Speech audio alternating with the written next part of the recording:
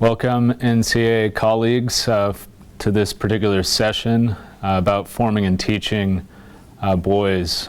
And this particular topic is close to my heart because I myself was a middle school student and a high school student that struggled academically.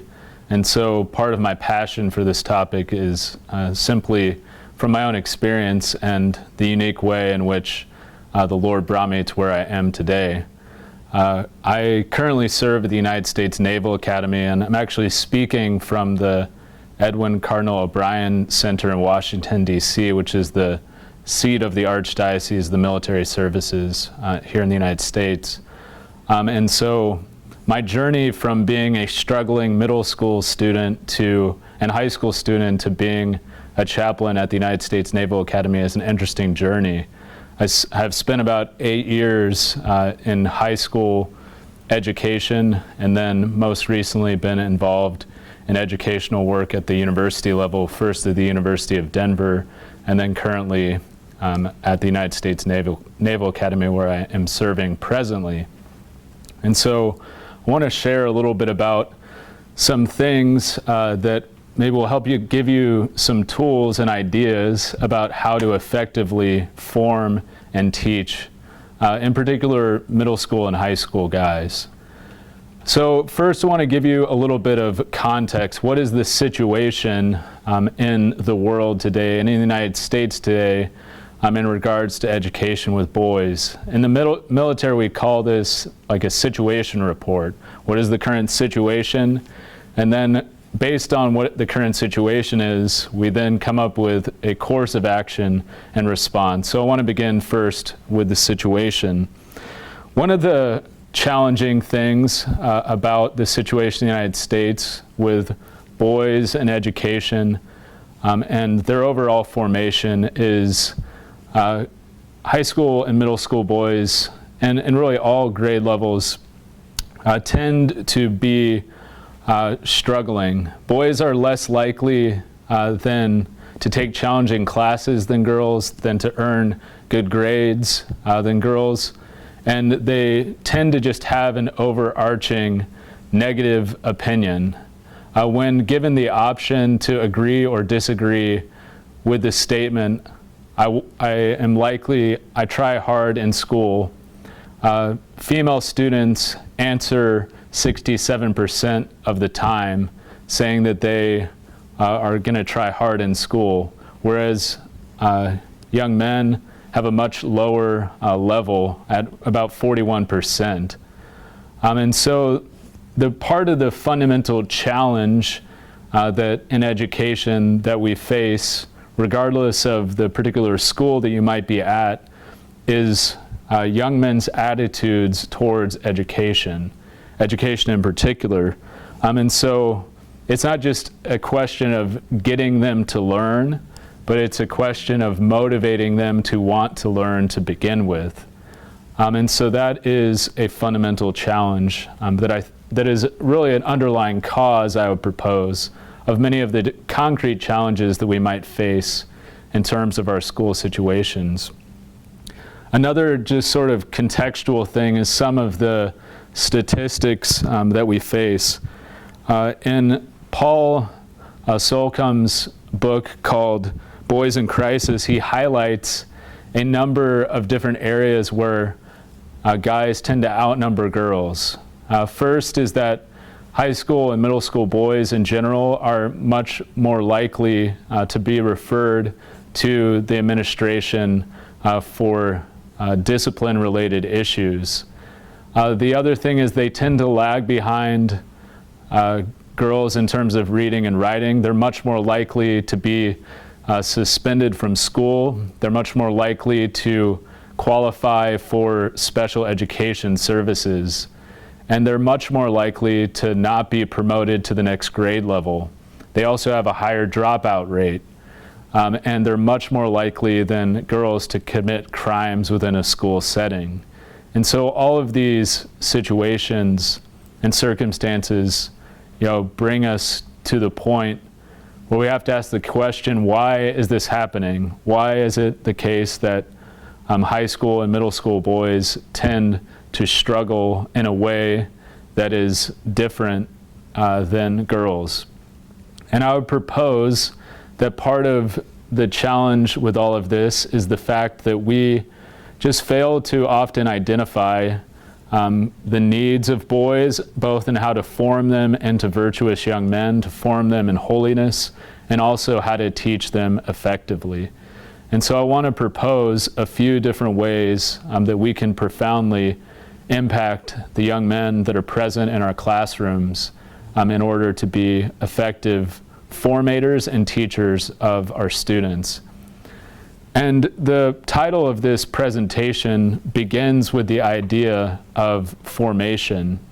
And it's important for us to consider this in relationship to all the students that we serve, but in a particular way, the formation of the young men that we serve. The fundamental idea with formation is that formation is more than just a download of information. Formation is more than just giving people information. It's forming them into a certain type of person, into a virtuous young man.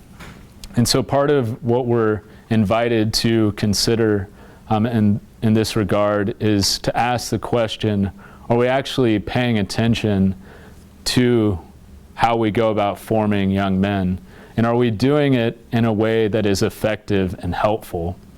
And so I want to propose some concrete ways that we might be able to be attentive to the formative needs of the students that we serve. So what would be effective, what is effective in actually bringing about solid formation for young men?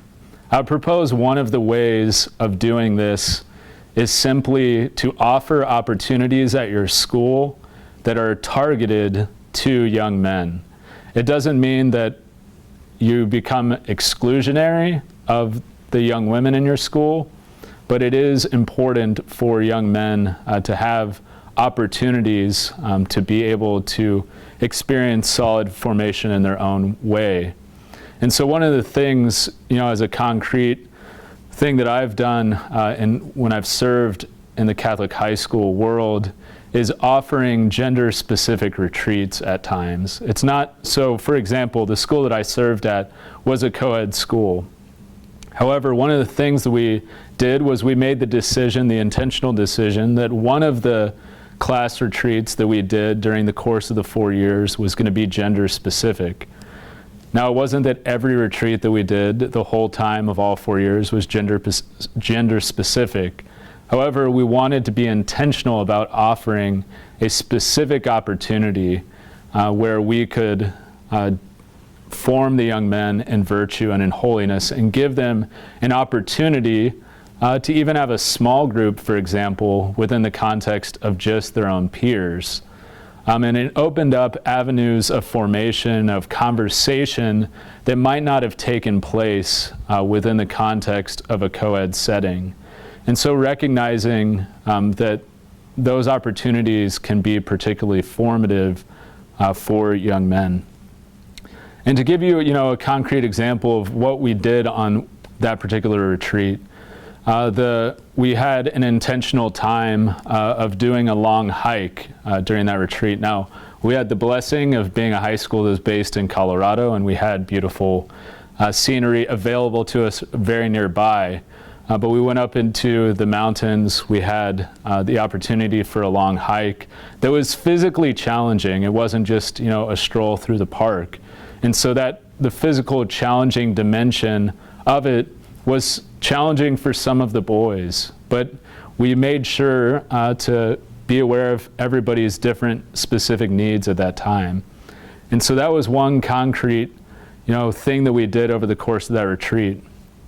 An interesting statistic about young men is, young men are sometimes known for, traveling in packs, in like groups together, right? They're almost like little wolf packs at times.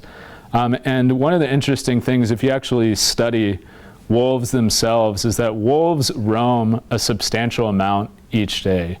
On average, they say that it's about 12 miles of roaming that they do each day. And boys, middle school and high school boys in particular, are much more comfortable. They actually feel comfortable when they use their gross motor skills. And so when we give opportunities for them to be able to interact with others in a way that allows them to use their motor skills of running around, throwing, jumping, all of that, that actually helps them to be able to engage. And so that's one thing to be mindful of when you're trying to create opportunities for formation. And so sometimes just the actual situations that we put boys in and trying to form them can sometimes be challenging when they're asked to sit and be quiet the whole time, when they're asked to just pray in a completely silent way the entire time. Another concrete thing that we did on that particular retreat is when we did a time of adoration and prayer, of Eucharistic adoration on the retreat, we did two things to try to help to engage the young men. The first thing was we integrated the use of music, of having some music in the background during adoration to give them an opportunity to engage in prayer through singing. The other opportunity that we did was we had experience where they could be prayed with by an upperclassman. This helped to engage them in the experience of adoration in a particular way. So in addition to being intentional about the formation experiences that we give boys, and in particular setting up retreats and environments and things like that to help be effective for the way that they're built.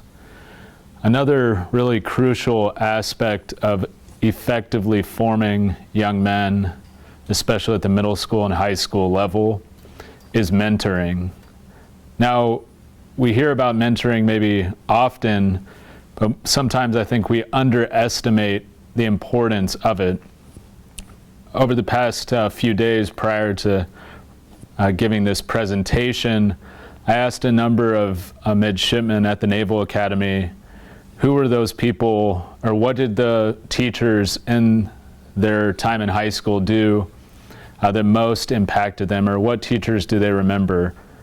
And in a number of situations, and in particular one young man said that one-on-one mentoring was the thing that was absolutely crucial for him. He said the teachers that he remembered from high school, the coaches that he remembered from high school, were those teachers, those coaches, those staff members at the school that took one-on-one time with him and invested in him personally.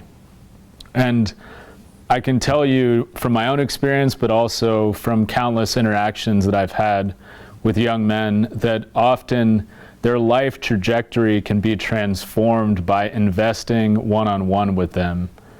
There was another midshipman who could identify the reason why he was even at the Naval Academy was because of one specific individual who inspired him to consider the opportunity.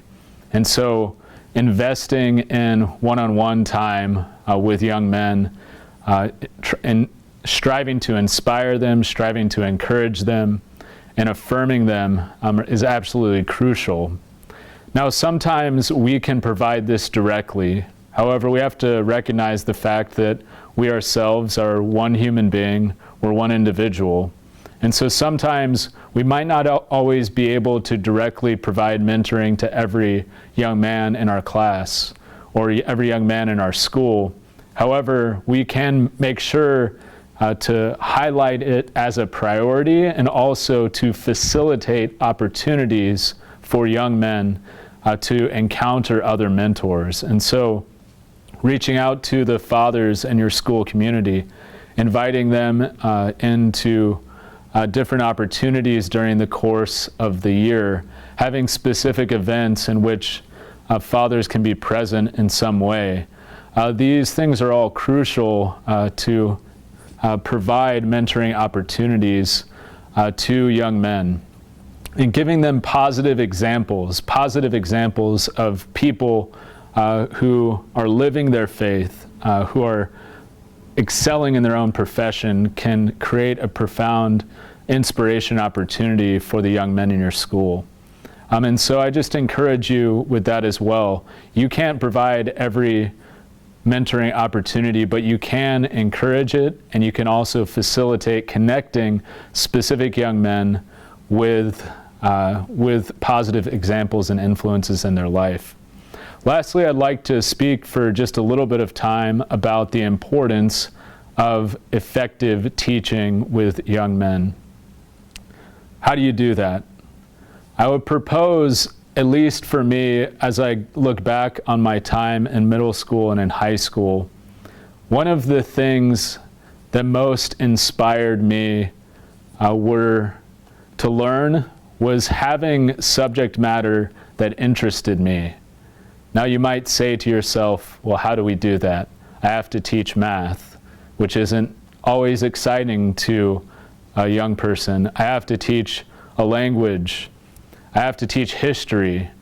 These things might not be automatically interesting to a middle school or high school boy. However, I would propose to you that there is effective ways to do that.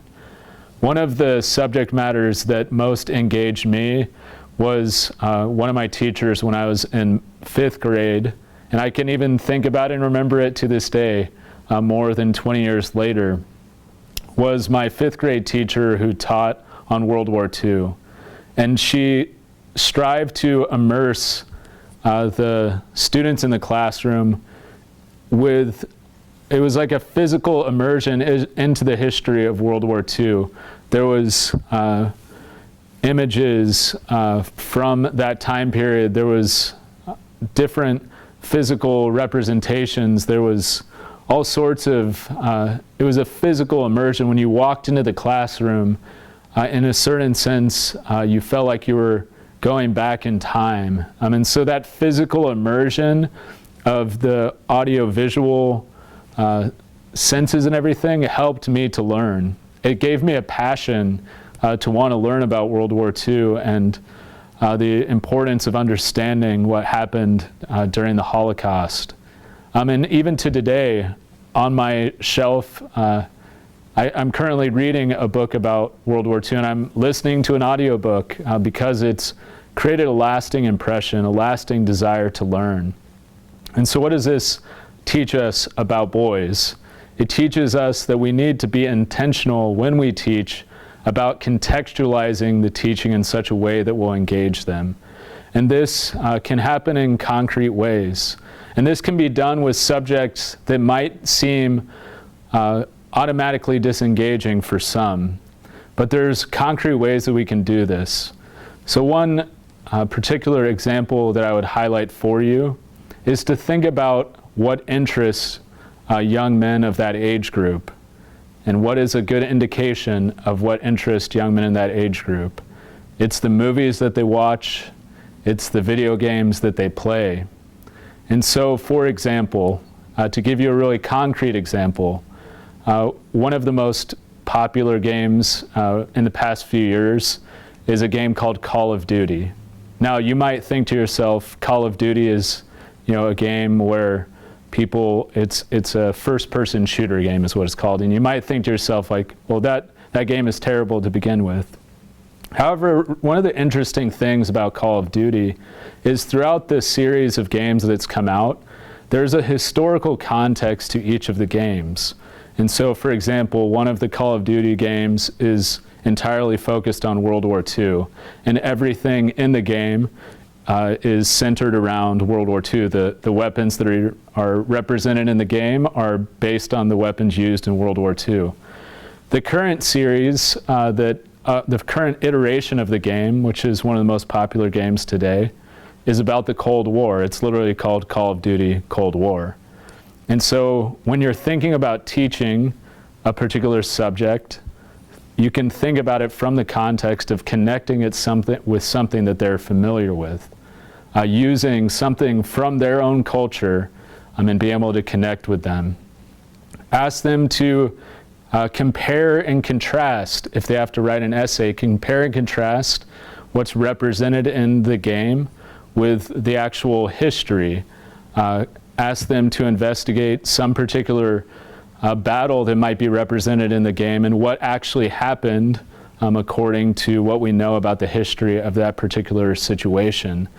There's concrete ways to abstract out of material from their own life and make it an engaging experience for them.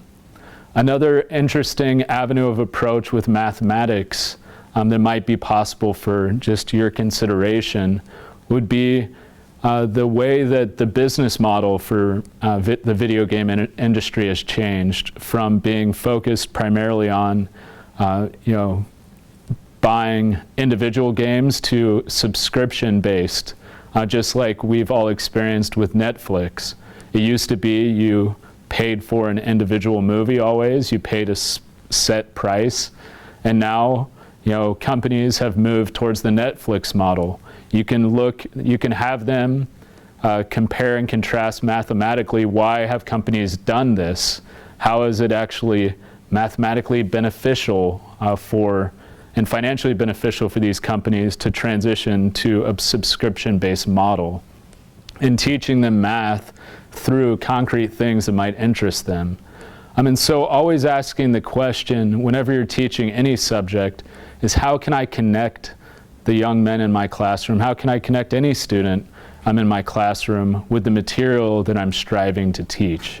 And when we do that, we help to engage them. And when they engage with the material, they not only engage with our material, but we help them to grow in a love for learning. Because the interesting thing, and I want to close with this from my own story, is that even though I struggled for a period of time, when I was in middle school and high school with academics, different people in my life, inspired me to become better than I was and strive to become a greater learner. And so if you ask my parents back when I was in middle school, when I was struggling with many of my classes and didn't have the greatest grades, if they would imagine that somebody like me would be giving a presentation about effectively forming and teaching boys, they probably would have laughed at you. They probably would have laughed at you if they had told you that I would end up having 2 different master's degrees, one in theology in order to become a priest, and one a master's in education administration. And so don't give up. Don't give up on the young men in your classroom. Don't give up on the lost sheep, as Jesus calls them, because that is who he came for, and that's who we should strive to reach as well, so that everyone in our classroom can become successful learners, and all the students in our school can grow closer to Jesus, who is the way, the truth, and the life. Thank you very much. I hope you had an enjoyable time here today, and I look forward to meeting you in person in a future year.